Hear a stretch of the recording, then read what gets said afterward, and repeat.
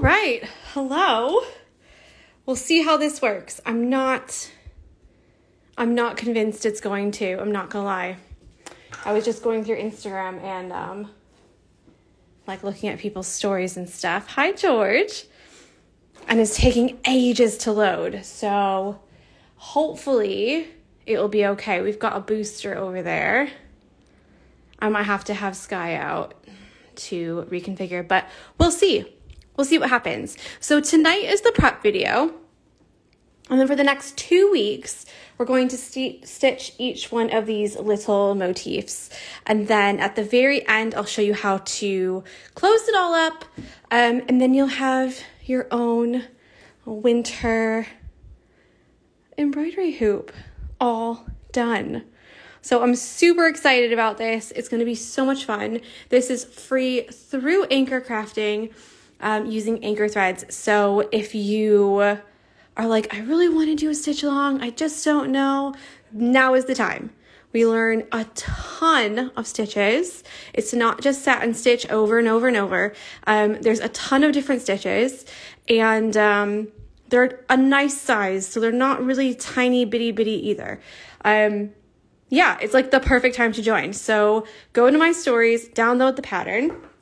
I will say really quickly, I downloaded the pattern and it's a bit small for this hoop. I prefer it to be a little bit bigger. So if you look, this is an 8-inch hoop and I think they've made it 7 inches. So you can either enlarge it a little bit when you go to print it, which is what I did. So I've just printed it a little bit bigger so that there's a little bit less white space around. Okay, but I'll go through all that in just a minute. All the videos will be saved to IGTV on my account immediately. That's how they always do it. You either save them or they get deleted forever. And then you can save them as long as they're under 1 hour. So I have to keep an eye on the time, because if it's over an hour, it won't actually save to your phone. I don't know why they do that, but yeah, that's just the way it is. And then they'll go onto my YouTube channel. So my aim is to do this every night right after the live. So as long as the video downloads to my phone, which sometimes it doesn't, but most of the time it does, as long as it downloads to my phone, then I will upload it straight to my YouTube channel. So you can either watch it on IGTV using the little play button on my profile. If you go to in the middle, you'll see like posts and then like reels. It's under the reels where there's a little play button there, and I'm happy to show you that in a bit if you want me to show you specifically. So yeah, let's go through all the stuff. So first we have pens and stuff. That's probably my #1 question that people say, what pen do I use, or how do I get the pattern onto my fabric? So I've got all the stuff, but I don't know how to use it.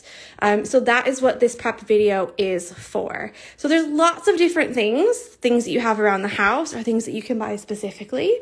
I'm just going to go through them all. And if you've got any questions at all, just put them in the question box right down here at the bottom and they'll pop up. And I've got it right in front of my face so I can see it. So yeah, just keep the questions coming if you have them. No question is stupid, okay? Don't think, oh, I don't want to ask because everyone should know this. No, people don't know. Sometimes it's your very first time. You've never stitched before. No question is dumb, all right? And if I can't answer it, or if I don't answer it immediately, then someone else normally will jump right in and answer it as well. So we're all in here together. We're all doing it together. Like, that's the best part about this. It's like a big community. Okay, so let's just go through all the things first. So what we've got here is a good old pencil. All you need to do is trace on your fabric with the pencil. The pro of using a pencil is that everyone's got a pencil, so you can find one in your house, okay? The con is that it's difficult to erase the pencil from the fabric. So unless you are very good at tracing, I would probably skip this option.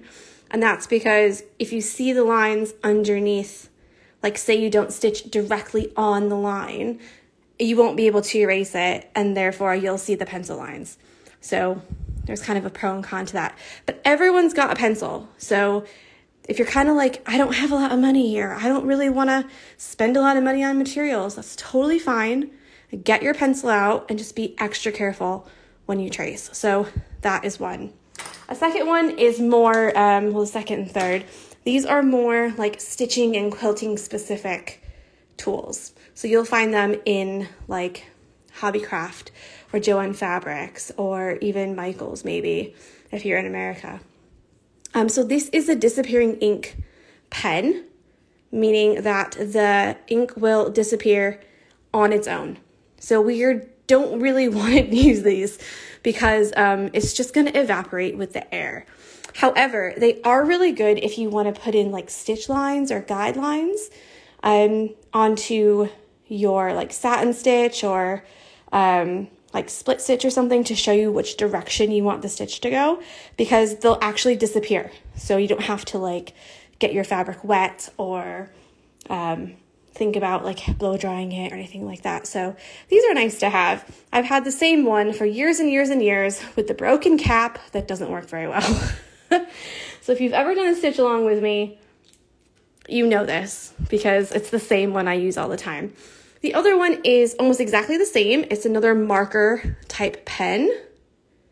Beauty blogger. This one comes off with water though. So you have to get it wet in order for it to erase. And the line, it's not really thick. It's just a nice little line, but it won't come off unless you get it wet. So obviously the pro is that it's super easy to use, but the con is that you have to get your entire project wet to get this off. So there is that, but it doesn't leave any like extra marks or anything like that.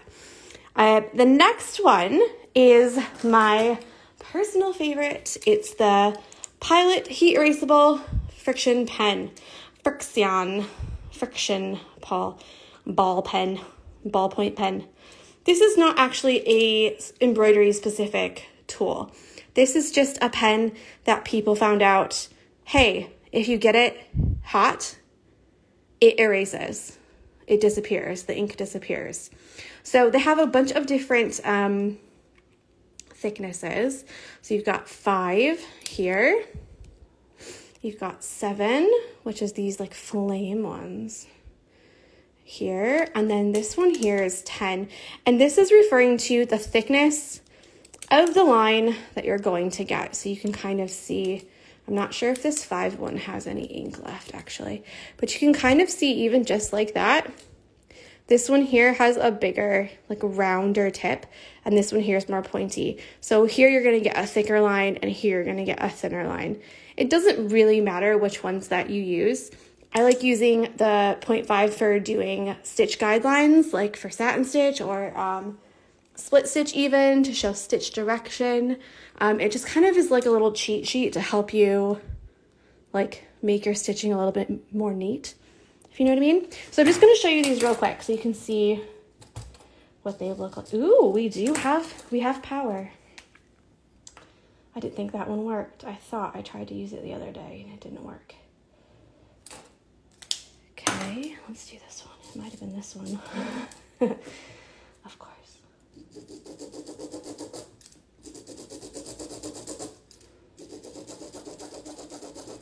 This one's dead. Sorry, guys. All these pens, and I don't have one that works, but you can see here that you've got quite a thin line and then a little bit thicker, and then if that one worked, it would be even thicker. So those are kind of like the 3 thicknesses. What you're meant to do with these is you're meant to like draw on paper, and then you erase it with a little eraser on the back with friction. Okay. Now the con of these is that people say, do you see how you can kind of see the line still? People say that if you erase it, or if you do a bunch of lines, like go crazy, and then you erase them with the heat, sometimes you'll still be able to see the lines on your fabric, and they come out as like a yellowy, a light yellow, like off-white color. I found if you get them wet a little bit, meaning like just get your finger wet and like put it on the fabric where you want the line to disappear, that tends to take it away. The other thing is that people say if you put it in the heat, yeah, and all the lines disappear. If you put it in the freezer, the lines will come back again. So don't put your projects in the freezer. They do come back in the cold.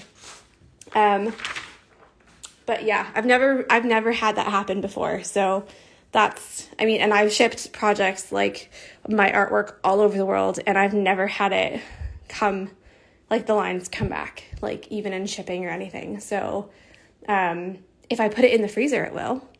But I don't like, just don't like snowboard with your embroidery projects, and you'll be fine. So those are pretty much all of the tools for like a light colored fabric. I also have 2 tools for a darker color fabric. So if you wanted to use like a super dark blue or a black or like a super dark red, something like that, these right here would be really great. So this is a water soluble marking pencil. Hi, Mel. And it comes out white. It's almost like a chalky kind of pencil. Okay. But it doesn't come off by rubbing it. You have to get it wet. So much like the marker, this is like the pencil version. And you need to get it wet in order to erase it. So again, super great if you've got dark fabric, not so great if you are nervous about getting your project wet. The last one I've got is a good old-fashioned white gel pen. These ones don't erase. So just like the pencil, you need to be really careful if you're going to use this version of a tool on your dark fabric. But they are really great if you are good at tracing and you just want to trace it on there and be done. Do you know what I mean? Be sure that you stitch directly over your lines if you use this way. The very last way that I haven't really spoken about is the Sticky Solvy paper. Okay, so they are little papers. Let me see if I can get one out here. Here we go. I've got a whole bag of them. So they're little papers that you print out the pattern on, and then you, then you peel off the corner like this, and you stick this directly onto your fabric, and these are water soluble. So you stitch directly onto this part here, all right, and then you have to wash this entire thing off with warm, not hot, just warm water. Okay, so super helpful if you've got dark fabric, if you're not really great at tracing, if there's a lot of really small details that you're like, no, I don't have the time for this. Print it out, stick it on, call it a day. There's nothing wrong with that. I can show you the package, but I don't have it down here. But it's the Sticky Solvy water soluble paper. You can find it on Amazon. There's a couple different brands, but that's the one that I found works the best. Okay, we've got needles now. This is my super high-tech needle book. I tend to use these 3 over here. Then I've got one for woven wagon wheel roses that's got a blunt tip.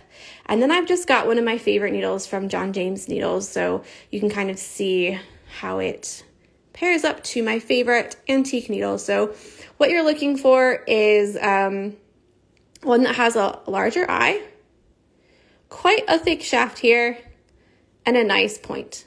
Okay, now I have 3 different ones that I use. I've got this one for 6 strands or 4 or 5. Then I've got this one for kind of like 2 or 3, and I've got this one for 1. And the biggest difference is that the eyes of the needles are all smaller. Here, here, and here. You can tell this one in the middle is the biggest one, and then we've got smaller and then smallest. But also, we want to match the shaft of our needle with the number of threads so that the thickness here of your needle matches the number of threads. And what I mean by this is that when you have, say, 1 thread, it's much thinner than 6 threads.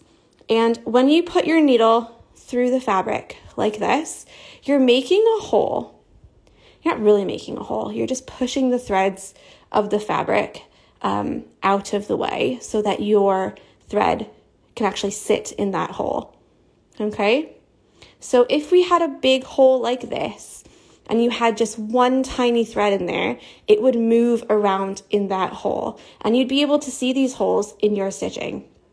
So that's why I tend to try and match the shaft of the needle with the thickness of my thread, which is why I have 3 different needles that I like to use. Do you need 3 needles? No, just grab one. Just grab one that you like. I tend to use this one a lot, almost for everything, unless I've got kind of one strand and I needed to make a really small hole. And then I found this other one that's really great for 3 or 2 strands. Okay, you don't need to have a ton of needles, but I will show you. I've gone through a ton trying to find the ones that I like the best. So here's a bunch of them. Okay, all of there's all of these. Almost any of these would be suitable. You don't have to go and buy fancy things. You can get like a DMC 1 to 5 pack, or they even have, there's like an off-brand, I think at like Hobby Lobby, that has a bunch of different needles in it. Just look at them. There's so many. I could talk about needles for ages because it really is important. You might find that you are having trouble with your embroidery only because you have the wrong size needle. So just change the size of your needle and you'll be completely fine. If you have problems finding a needle that you like, you can go to John James, and they have a needle guide PDF printable. So you print it out and all of the needles are printed out at the exact size that they are in real life. And I can't remember what size mine is. I've got them in my shop, in the supply shop. So you can buy them from there if you want to, or you can get them straight from John James. And they're actually made right down, I say down the road. For me, it's down the road. For England, it's like ages away. But I believe that they're made in Redditch, so that's really close to where I live. So I like that they're local. Okay, so the next one, you're going to need scissors. You're going to need some big scissors to cut out your fabric. I've got just regular big scissors. You don't need fancy ones, okay? Use what you have around your house, especially if you're just learning. Just try, all right? And then you can also get really fancy, like special embroidery scissors if you want to. So these ones here are from Cloudcraft. They've got cute little hearts on the end, okay? Or you can get actual embroidery scissors, which mine have a slight bend up at the top, so you can get down and cut really close. But you don't have to, again, you don't have to spend a lot of money on this.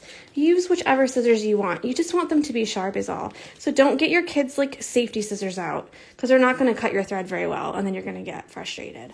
So get a nice pair of scissors that are sharp. That's really all you need, okay? But don't use these to cut your fabric, please. Please don't do that. We'll cry. Everyone will cry. All right, we're gonna talk about hoops and fabric now. This is my favorite fabric that I buy here in Birmingham at Barry's Fabric. They've got another sister shop called Leon's Fabric. I believe it's in Manchester. It's my favorite fabric to stitch on. It's so nice. I always put it in the advent calendars because it's just so good. I love it. But you can also get, this is just 100% cotton. You can look at the weave. It's quite a tight weave fabric, meaning that the threads are quite close together. Then you also have something like this, which is a linen, and you can tell it's a little bit looser, and you can see that the threads are a little bit farther apart. Yeah? I don't know if you can tell that or not. Let's see, I'm like next to each other. I'm trying to get close so you can tell, hopefully. Okay? But both are fine. You don't have to get like super expensive fabric either. Linen is always a bit more than a regular cotton. You can get like a linen cotton blend. Those are a little bit cheaper. It just depends on what you need. You can also get just what you need from the fabric shop. So you don't have to go to the fabric shop and get 1 meter or 1 yard of fabric, even though that they are priced by the meter or by the yard. You can get a half, you can get a fourth. Just know that you're going to use an 8-inch hoop. So you want to have a little bit of overhang on each side. So if this is 8 inches, this might be 12 inches altogether, or maybe 11 or 10, you know? Okay, so I like to cut mine in a circle. I'm going to show you that in just a minute. I like to cut mine in a circle so I don't stitch them to the back on accident, because I've done that before. I've also stitched my clothes in, blankets, pants, all kinds of stuff. So I like to do it in a circle, cut it in a circle. So yeah, that's pretty much it for fabric. All you need to tell them is how much you want. So some places have a minimum buy, meaning that you can't buy smaller than X amount. Sometimes it's 1/4 of a yard, sometimes it's 10 inches. It just depends on what your shop is like and what your shop says. So you can always go in and just say, I need about a foot, and they'll give you literally a foot, the whole length. And then you can take that home and use it until you are done. Easy peasy. So that's what we've got there. And now we're going to talk about hoops. So hoops work like this. There's 2 rings. There's an inner ring and an outer ring, like this one. Okay, you loosen it up like that. They come apart. Now you can either get a hardwood hoop like this. This is an Albizi. I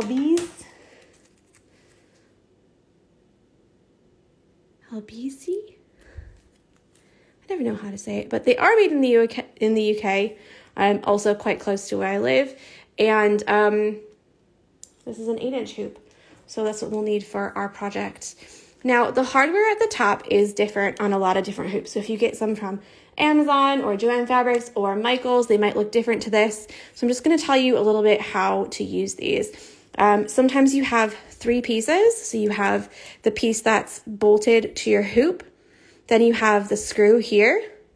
And sometimes you have an extra piece here. This one here is welded to this piece. So I've only got technically two here. So you righty-tighty, lefty-loosey, easy peasy, yeah? This one here is the one like I was telling you about, where this right here is a separate like nut, I guess, that can completely come off, and that's what helps to tighten your hoop together. It still has a screwdriver mark, which means that you can put a screwdriver in the end and really get that nice and tight. This one also does. It's just a minus. And you can really get it tight like that. Okay? I'm going to show you how to put it all in together in just a minute. All right, next we have our anchor threads. I love these threads. They're so gorgeous. I feel like they're so soft. They just work so nice. You know, like when you just find something that you just love. So I tend to use anchor threads over any of the other ones. I just really like how they feel. I really like how they are. That's just me. There's nothing wrong with DMC threads, and if you want to try and change them, you totally can. That's up to you if you want to exchange it, but obviously I'm working with Anchor for this stitch along. I'm only going to be using these, so I won't be of any help with GMC threads. I'm sorry. These are the ones I love. Okay, so real quick before we get started, hi Sarah, with putting your fabric in the hoop and tightening it and putting your pattern onto the hoop. There's some extra little tools that you might want to use. The first one are these little pegs and clips. Oop, hi bump. These little pegs and clips. I use a pencil and write the number on the end.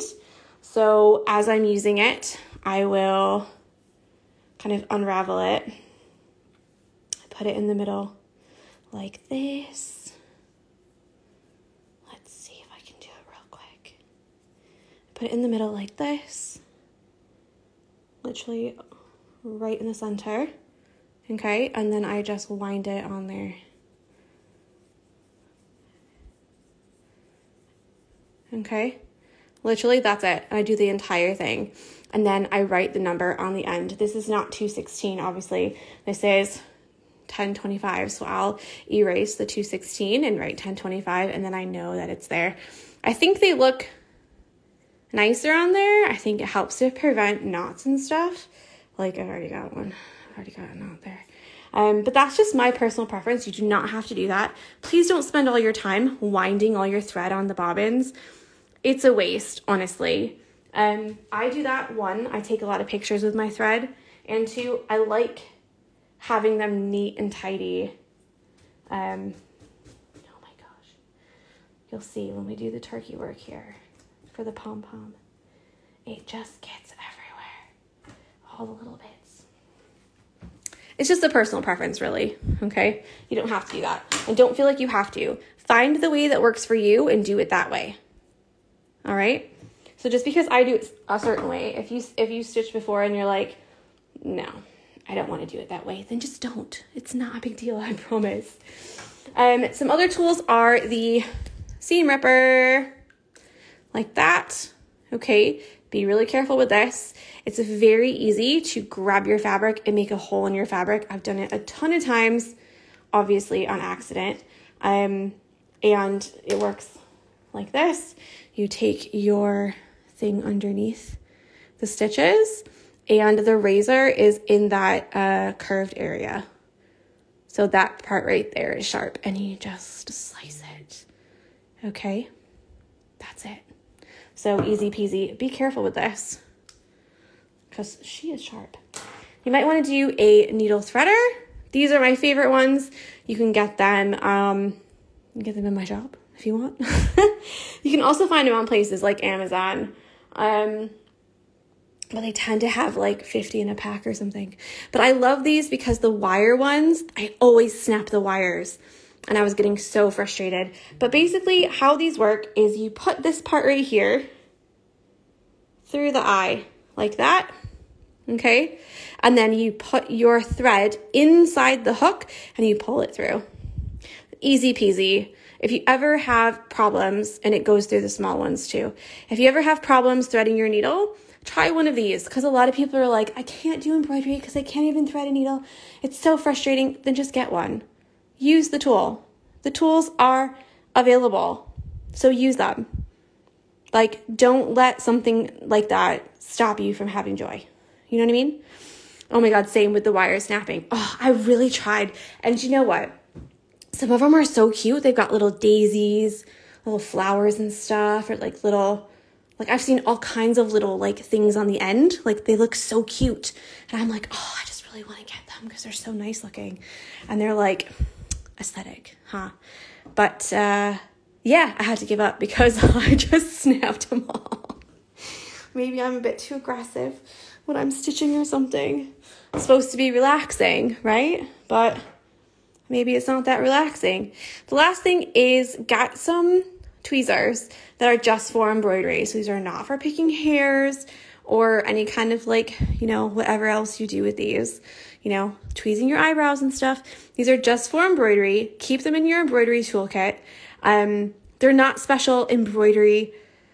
Like you're not going to find them in a craft store. These are just from like Boots. They're just like Revlon cheap ones, like for £1 or $1. These are great because when you do things like mess up and you have to pull out all the little threads, they're super great for grabbing all those tiny threads and getting them out of the way. The other thing is that when we do things like, here we go. Oh, wow, amazing. When we do things like turkey work like this, you're going to have tiny little bits that we're going to trim off and cut. And all these little bits are going to be all over your project. And you're going to be like, oh no, what am I going to do? What you can do is take your little tweezers and take them off. Okay, so these are super, super great to have. Don't go run out and buy all these extra little things, okay? If you have them and they're not like disgusting, then use them. Use them on your project, okay? All right, let's talk about transferring and hoops. So what you're gonna wanna do is get your fabric out. I'm using white fabric. I was gonna use pink, a light pink linen. I took it out in like June or July. Then we moved house. I cannot flipping find it anywhere. I'm so upset. I've looked literally all day, all last week, can't find it. So we're just gonna move along, okay? We're gonna use white. So recently, I've been really loving stitching on 2 layers of fabric. And I know before I said I didn't like it, but I lied, I like it. So I'm gonna take 2 layers, I've got 2, and this is like the least, I'm telling you, it's like the easiest.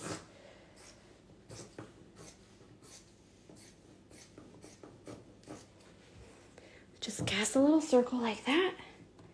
This one's gonna go this way. Now I told you before, I like to do a circle because when you have these corners like this, you're making loops with your thread to stitch with, yeah? Because you're coming up through the back and then down and then up and then down, and your thread is making loops. And what happens is the loops catch into your fabric and you end up stitching them in. It happens to me all the time. And finally I was like, I'm just gonna cut them off. That's the most logical thing to do. So that's what I did. So now I always just use circles. Now, if you get a kit from me, you'll get squares of fabric because they're easier to cut. And then you can decide if you like the corners or if you want to cut them off. It's a total preference thing, okay? But let me tell you, when you catch the corners of your fabric, like for the 3rd time in the row, and you're literally like, I'm gonna throw this out the window, like I'm gonna chuck something, just cut the corners off because it's better than choosing violence, okay? Which is what I normally do. I'm like, ugh. So I just cut them off now. Okay, so I'm gonna show you how to transfer your fabric or your pattern onto the fabric. If you have a printer, what you can do is print your fabric out print your pattern out like this, okay? And we're going to cut this around in a circle. So, yes, I have other ones, other scissors for paper than I do for fabric. Okay, and I'm gonna do this on the inside. Oh, I didn't bring my blue tack, oh my God. Don't ever move house, guys. Don't ever. Just stay in the same house forever. I'm telling you. And what we want is for this to fit on the inside of that. So all you need to do is literally put it on the inside. If it doesn't fit, then just cut a little bit more off.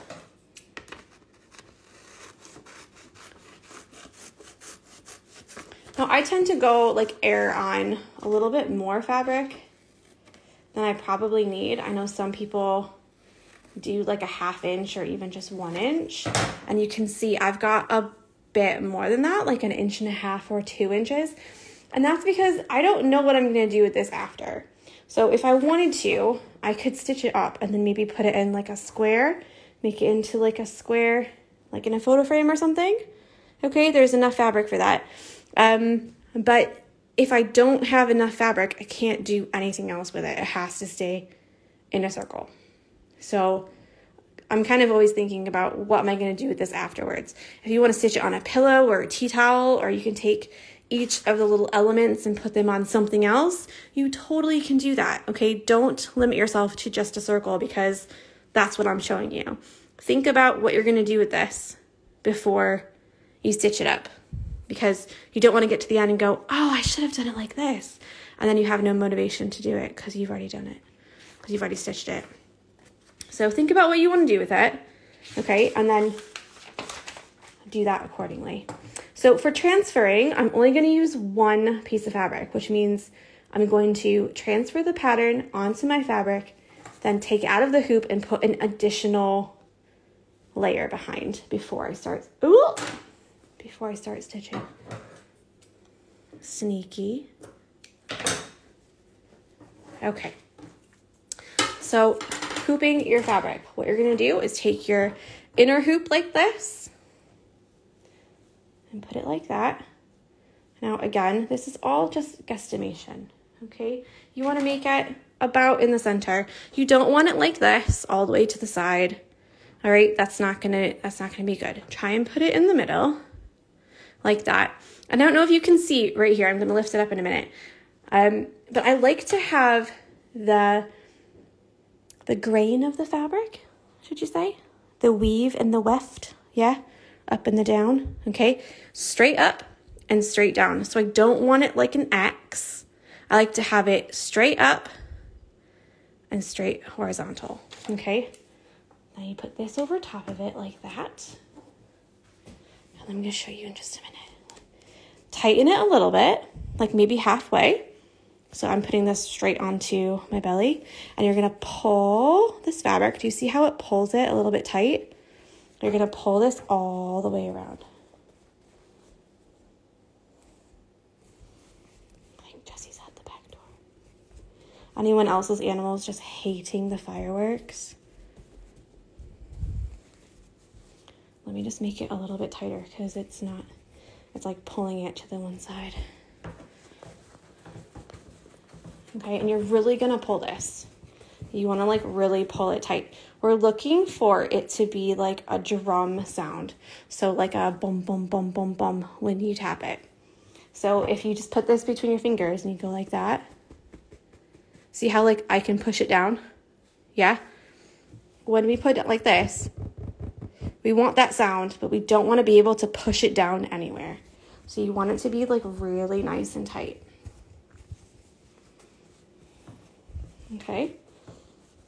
Okay, so here's what I'm talking about. Do you see here? You see some fibers going vertical and some going horizontal.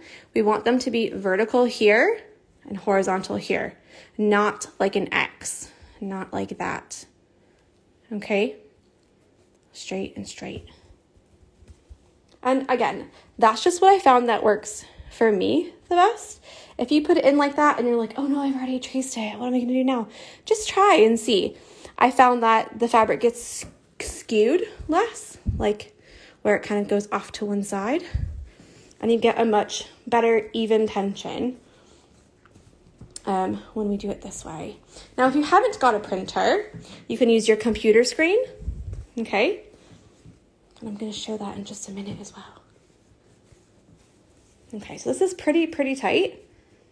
I'm also going to take a flathead screwdriver and just give that a couple extra cranks because I really do want it to be tight. Now don't forget, I'm going to unhoop this and I'm going to put that extra piece of fabric in. So when you run your finger around the outside, you shouldn't have any dips like that. It should be nice and tight. You should have a nice drum sound like this, okay? And there should be no dips. Okay, let me grab my iPad real quick and I'll show you.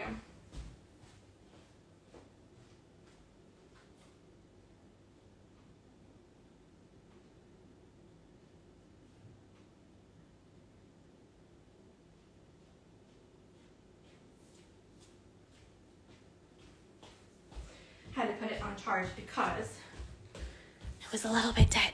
Okay, so this is what your pattern should look like. If you don't have a printer and you say, oh, Tori, I really want to do it, but I can't because I haven't got a printer. You do not need a printer, okay? All you need to do is zoom this pattern in until you get the right size. So do you see how by just flipping it over, I can see straight through here, all right? Now, the other thing that you're going to need to do is go to your iPad and turn on guided access. It's in the accessibility tab. And what that does is it freezes your whole screen so that if you touch it, you won't change. See what I'm doing? You won't change the size and you won't actually move anything on the screen. So if you go to general, and then I think it's accessibility, and then you go to guided access, you can turn that on, and it will tell you how to do that when you're in your app that you want to freeze. And then what happens is you can go to turn it off when you're finished, and it'll show you how to do that as well. And I can show you again if anyone needs help doing that. But basically, you can use your preferred way of tracing, okay? The other tip for this is you want to turn your brightness all the way up. So mine's almost all the way up. Turn it all the way up, and that way you'll find all of those details really, really easy to trace. Okay, now notice some things are not traced on there, and that's because I wanted to make it, if you wanted to add it, you could, and if you didn't want to, you wouldn't have the lines on your embroidery, okay, on your fabric. So here, I'm going to show you how to do that, but we've got some little hearts here. This is only 2 stitches, okay? And then just some little lines and some little things here.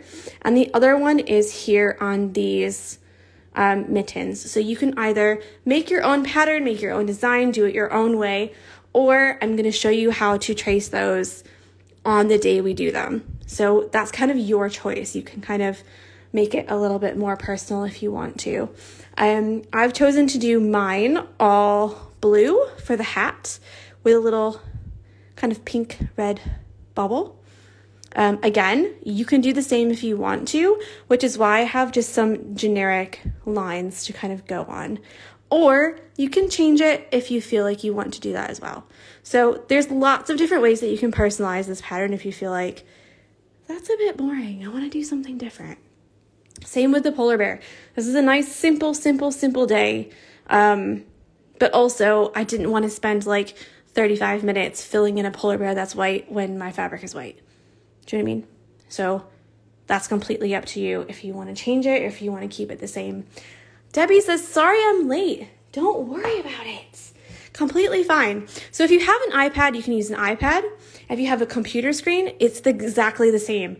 Actually, when I first started selling in my embroideries, I traced my computer screen for years. Like putting it up on the computer screen like this and tracing it because I didn't have an iPad and I didn't make enough money to buy an iPad. So you do what you can with what you have, okay? And that's why I go through all of the different utensils and all the different things that you can use because honestly, you don't have to spend a ton of money to do this. Okay, the free Stitchalongs are literally that. They're meant to be more accessible, so use what you've got. Same with fabric. If you've got like a cotton, like flat sheet in your house, try it, use it. Okay, we just don't want a stretchy fabric. Literally, that's it.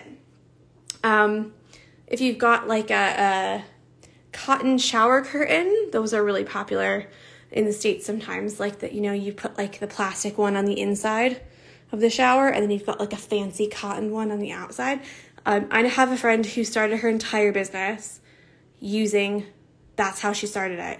She cut up a cotton shower curtain that she found at Goodwill. So, and she makes a ton of money now. So like, you could totally use what you have, all right? Don't get stressed out about getting the right things, or don't let that stop you because you're like, oh, I've only got 20 pounds. You could do this whole thing, honestly. You could buy all new things for 20 pounds. It's super accessible. So there's that. Light pads are also really good. Yes, and I think they're cheap on Amazon. You can get a really nice light pad on Amazon for really inexpensive. It just depends if you want to use a light pad or not. There's also a light pad app if you have a computer or iPad. You can get a light pad app, which is literally just a screen that's light. That's it to trace on. So there's lots of things that you can do. So the other way is, in the way that I tend to use the most, is cutting it out like I've already showed you. You're going to take your pattern like this, okay? Put it where you want it. So you don't want it to be like that, although it really doesn't matter because I'm going to take it out anyways. But remember I said you want it to be straight like this, like a plus sign, okay? So line your pattern up how you want it to look, and then you're going to slip it behind just like that. Now remember I said, oh, I forgot my blue tack. That's because I like to put blue tack or tape and tape this into place here like that all the way around, okay? Like 3 or 4 places. That way I don't have to hold it. And what you've got here, you can see it all super, super clearly. So that's why I try and do all my patterns using nice thick black lines. And then you can just move your fingers around to where you need them to go. The other thing, I don't think there's a flashlight on this iPad, but the other thing is if you've got a, no, there's not, only a camera. If you've got your phone, obviously I'm using my phone so I can't show you, but if you've got a phone, you can shine your phone underneath like that. Okay, just put your fingers apart, shine your phone underneath, or if you've got flashlight, and this is especially good on dark fabric. You can shine it through and then trace it, okay, and then move it along and trace the next part. And literally that's all you're gonna do. Just take it like this, trace it, that's it. And then you'll be ready for tomorrow, okay? Now, after you're done tracing it, I like to put another piece of fabric behind. I've only just started doing it, but I tend to do it with the white fabrics or the linen ones because they are a looser weave and you can see through them. Can you see a little bit? Well, you can't, but I can. And you can see through them, so that makes them a little bit better. But if you look at the difference between 1 and 2, so you've got 1 layer and this is 2 layers, it's just a lot more like a solid white, whereas this one isn't. Again, it's completely up to you. The other thing you can always do is before you close it, just put a white piece of paper behind or a white piece of cardstock or something behind there like that, and then close up your hoop, and it gives you that same like darker white, you know, more opaque white like that. But I tend to do the two layers. So you're going to trace it onto here, yeah, take your fabric out, put both of your pieces of fabric on top of that inner hoop, put your outer hoop back on top, and then tighten that back up again like I showed you previously. Okay, and then after you've traced all of that, you've got it back in your hoop, we'll be ready to start tomorrow. Okay, all right, I hope I've been thorough with this. I've been trying to talk quite quickly because, like I said, I only get an hour, so I've got 10 minutes left. If you've got any questions at all, do let me know. I'm gonna take this apart. Well, I should probably trace it and then I'll take it apart. I'll take this apart later and put it back together.